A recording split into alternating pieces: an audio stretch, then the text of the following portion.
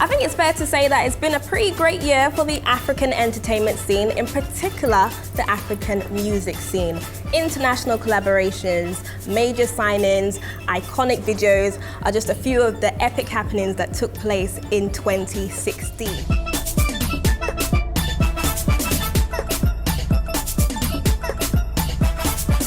As we enter 2017, we're going to be taking a look back at some of the interesting moments of 2016, as well as what to expect in the upcoming year. I am Lola Ogunbadejo.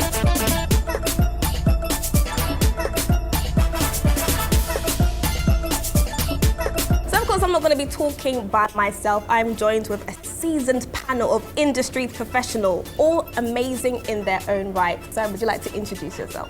Hi, I'm DJ Abass, DJ, promoter, media marketing consultant. Hi, I'm Mika Abuna Abraham, and I am a writer for MTV Wrap Up. I write the Afro District, and I'm also an on-air personality. I'm Steve Spotlight. I'm a manager and also music consultant.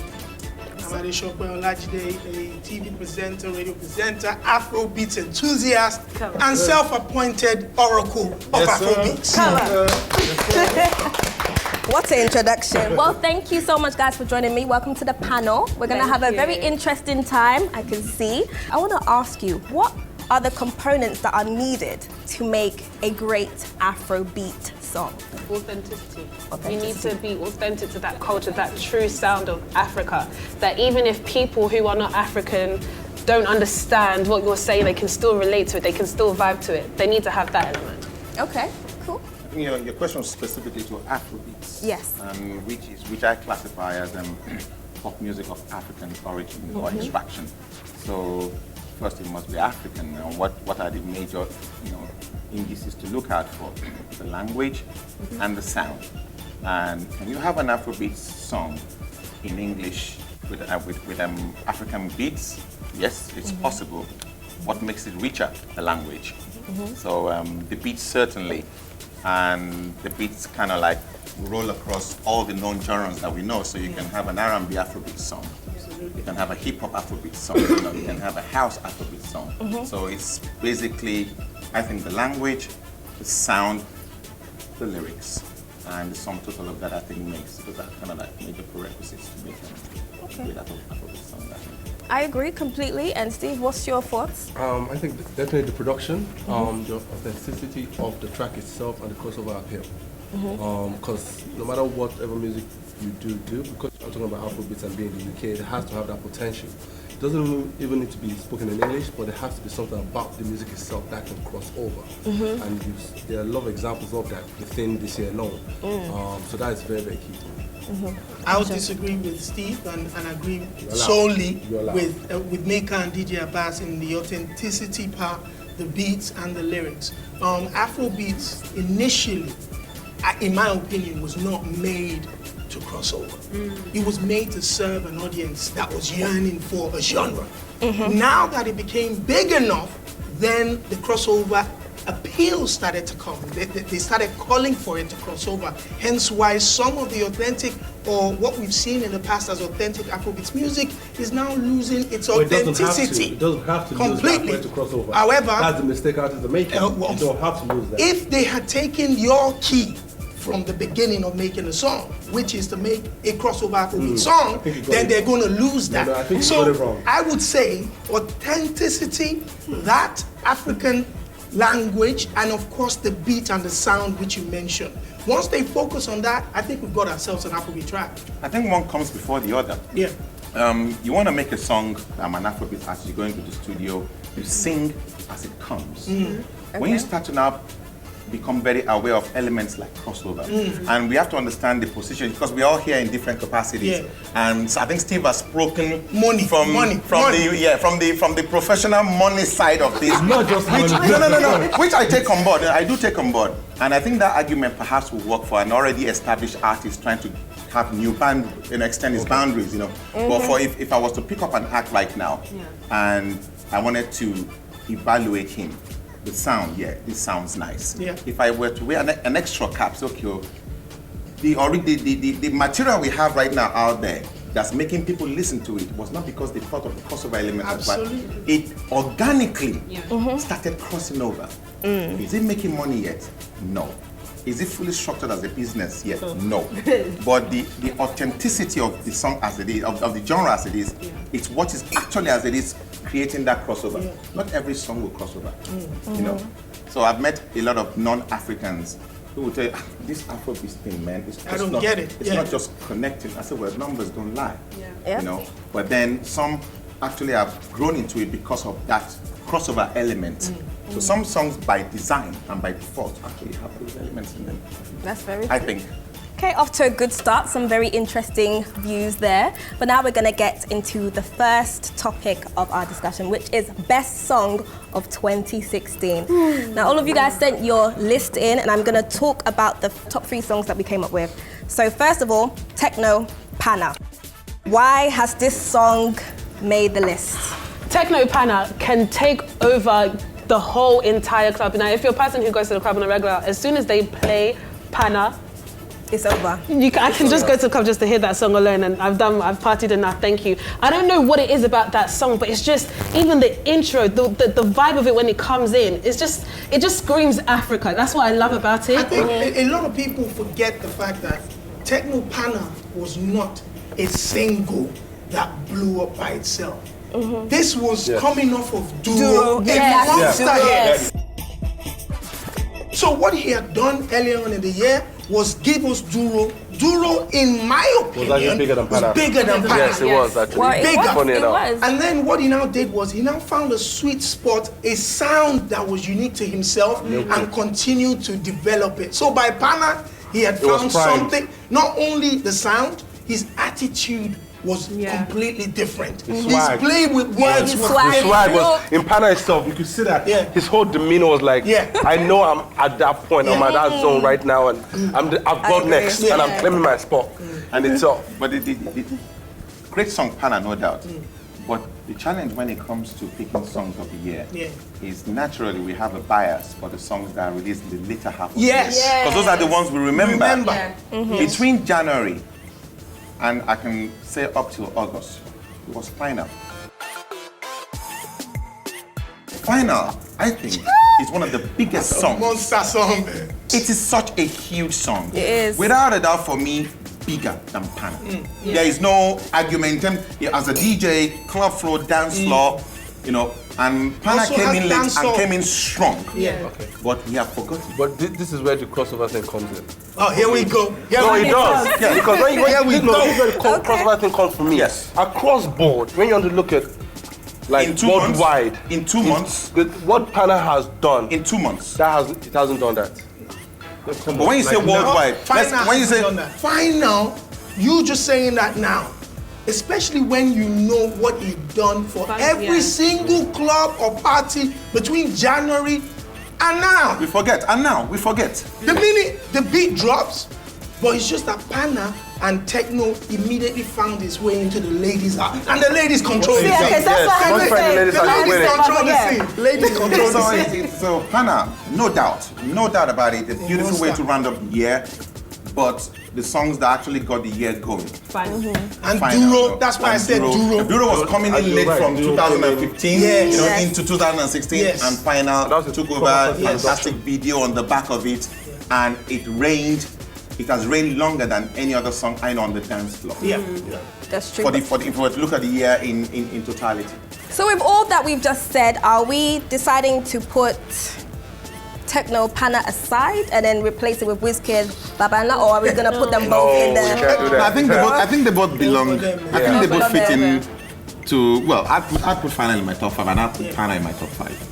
Okay. No I doubt. put Pana, so I'm standing by Pana. I think I'd agree with that. Both of them definitely. Deserve to be there, exactly. No shadow of a doubt, this has been a phenomenal year for Techno, would you agree? Without It's a doubt, it's and I'm sure Steve who's would agree with that. When you have an act and you jump into a slipstream, and you're at that moment where it's like anything he's touching. But we're talking Pana right now, Rara.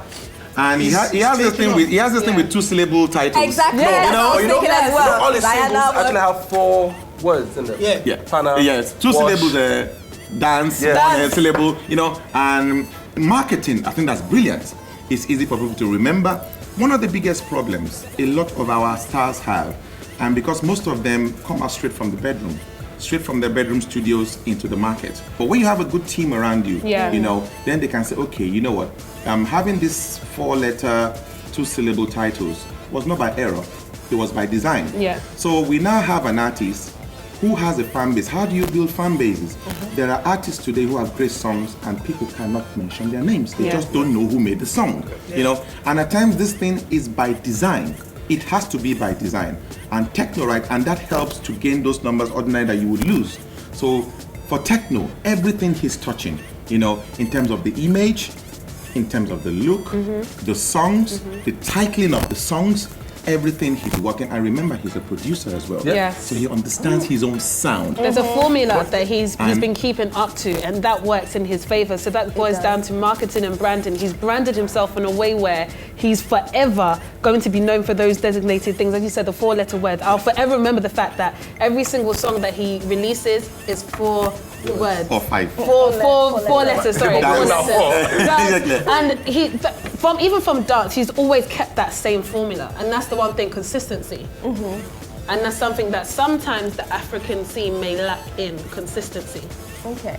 But also, I mean, also with Techno, like you said, he was an artist that in a way you kind of knew was destined to kind of blow. I've known Techno for about 4 or 5 years. I remember when me and JJC went to Abuja to shoot a video that he did with White Nigerian. That's where I first met him. And for whatever reason, you know when you have an artist that just, nobody knew him at the time, but girls, women just used to be around him.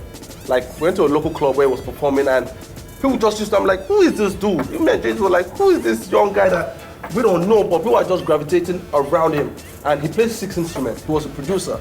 And he used to make amazing music even then. He just needed to be with the right team, at the right time, right management, and wait for his time. And he kept on working. That's why at times with all this, there's a consistency that you have to, to keep on working. It doesn't happen overnight itself. And luckily, he went with Open Franklin. And I'm sure there were a lot of other labels who are chasing it. He was supposed to sign with D-Tunes. Exactly. He was supposed to sign with We'll talk about that. You know, let's go into the songs a little bit. There's a lot of stuff. There's so much. Okay, next song, Mr. Eazi, Skin Tight. Hands down, the #1 track of 2016. And I say that because of the impact it had in terms of not only within the Afrobeats community, but how the Chris Browns, the Rita Oras of this world just were in love and obsessed with this song. And one of the reasons why Mr. Eazi for me and Skin Tight for me was very, very incredible was that it completely changed the Afrobeat sound. It did. The producer, Jules, slowed it down. All the way down.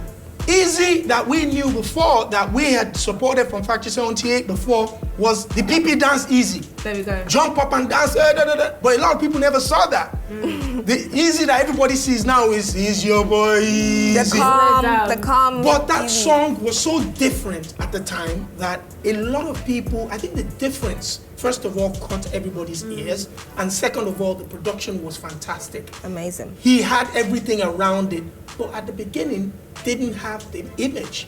The image caught on late. But the sound was so fresh and so unique that for some people, I know DJ Abass specifically will be able to talk about the slow tempo of the song and how difficult it was for a DJ to pick. I always say, as an artist, I say the statistics for who's gonna be a successful artist is actually not very good. It's out of 100, the average is about 3. 3, 4 that would actually make a direct income from their music. That they can live off. Maybe 5, 8 add image rights. So the statistics are like 7, and I'm being very, very conservative and generous, 7, 8.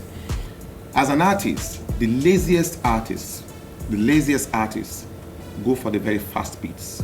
You can hide behind speed. Because usually when you are working with fast beats, it's strictly for the dance floor. It takes the eye and the ear of the listener at times away from your dexterity vocally. when you are singing to a slow tune, you are controlling the pace. And that's why some artists, for me, still in the Afro, I look at guys like Wande Cole. Exactly. I look at guys like Brimo. Yeah. You know, the guys who dictate the pace vocally, and you can only do it. And now that we're having songs like Pana, because, you know, Techno came out, you know, he did his up-tempo. Yeah. But now that he's going slow, he's still showing us that I can sing. Yes. I can sing. So with Skin Tight, you know, and there seems to be a relationship as well between the slow, smoochy songs and women. Look at our concerts. It's the ladies that come out. True. You know, once you can tire down the ladies and you have a good marketing team around you, you are on your way. I say that the ladies are the best A&Rs. Don't let anybody tell you any different. Let me take it one step. The ladies are the best A&Rs because the women decide. When you're in a club and you play the songs, if a woman is not on the dance floor, then that can tell you. No. Let me take it a step further. The Ghanaian ladies. Come on now. And I say this with all. Let me. I'll be honest with you. Let me explain. Nigerian women, when they go out to parties, you have to play at your best and make sure you catch what they love. I don't know if I'm to offending get them You have to to keep really them there. and keep them there. I think that applies to every number though. But let me It's now true. tell you why I say Ghanaian ladies. Okay. The Ghanaian audience, once they have a fan base, once they have an artist that they support, once the music starts playing, I don't care whether it's the best of Sarkodie or the worst of R2Bs. You're gonna get 8 ladies on the dance floor that's going ham. I want to. Unfortunately, I won't agree Let me now with tell you Shabba. where I've gone further. I've gone further, and I'll say this on camera. I'll say it to anybody. When about 2 years ago, Pato Rankin had signed a deal here, and we're pushing Daniela Wine. They were pushing it so much, spending so much money on it. They released the My Woman, My Everything video. No push, nothing. It was exactly on 4,500 views on YouTube. I was in my friend K. Swiss's house. We played that video and listened to it. He now said, that he needs to show me the reaction to this song when he went to a wedding in East London where they had performed the song. And Pato Rankin will testify today unless he wants to lie. Was it a Ghanaian audience? It was a Ghanaian and a Nigerian wedding. Okay. So the brides came out to My Woman, My Everything, and he showed me a clip of how they reacted to it. And I was there. It was still Blackberry. I sent a Blackberry message to him. I said, why are you wasting so much resources on Daniela Wine when an audience had embraced a specific song in My Woman, My Everything? Well, he never knew. He didn't know it. He didn't know. However, but that audience, to a lot of people, My Woman, My Everything was a Ghanaian track. Because of the beat and the flow. Let me add to that.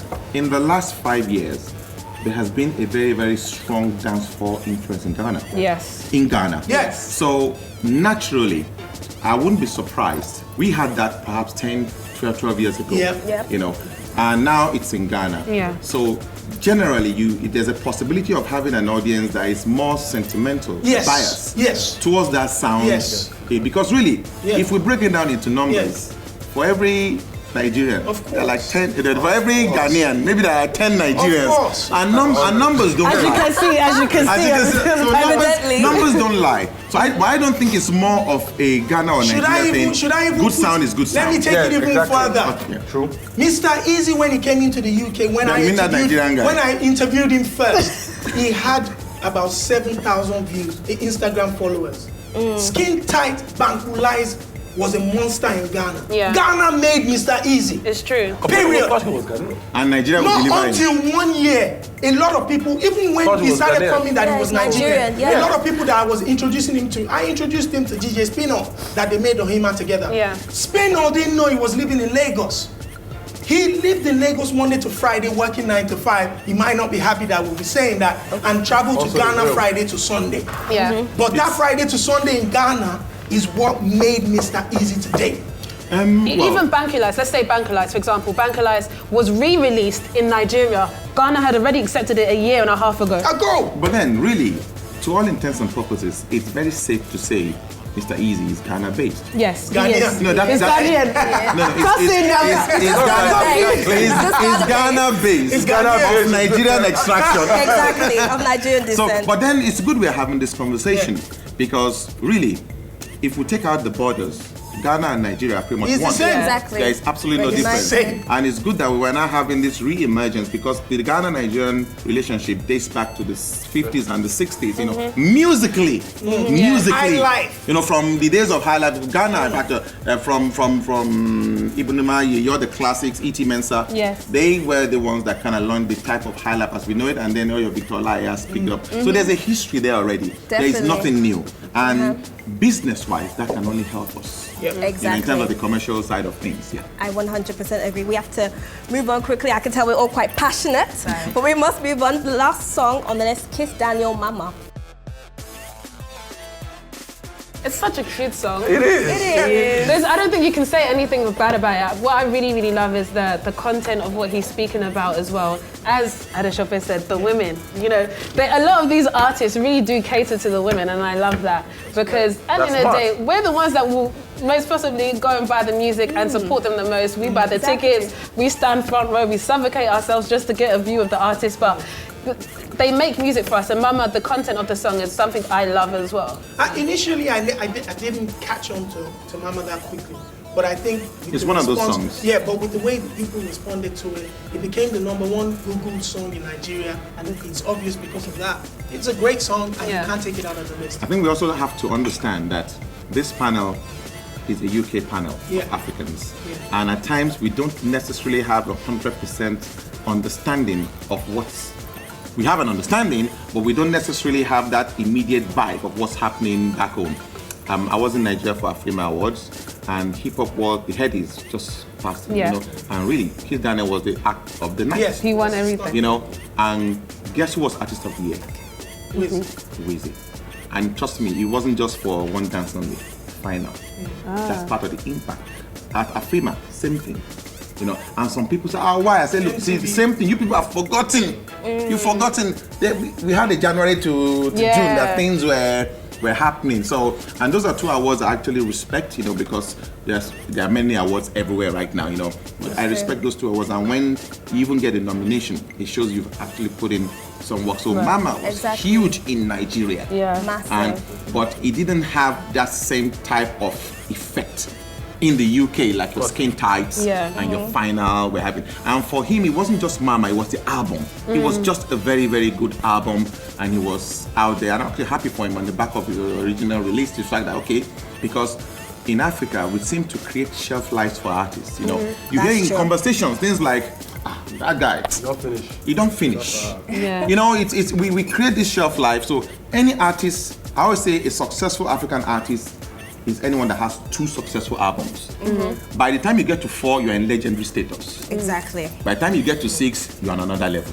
You know, so, and that's how I rate them. Okay, so that's great, DJ Abass. So rounding up this section, the songs of 2016 that we have chosen: Techno Pana, Yeah. Mr. Eazi's Skin Tight, Kiss Daniel Mama, and Wizkid Babandla.